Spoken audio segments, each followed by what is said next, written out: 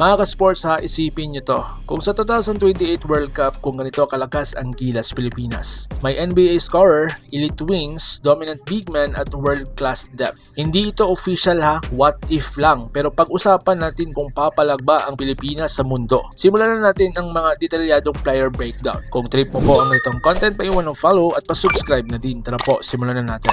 Mga ka-sports, kung hilig ninyong bumili ng mga Gilas jersey, Gilas accessories at mga gamit na pang basketball habang nanonood po kayo sa aking mga videos, kindly check this basket on this lower part ng ating video at magpa-pop up yung ating mga items sa gilid. Mga legit po yung mga items dyan and see to it po na makabili po kayo ahead of time kasi meron po yung mga discounts and mga promos depende po sa seller. And also, kunting suporta din as a content creator po. Salamat!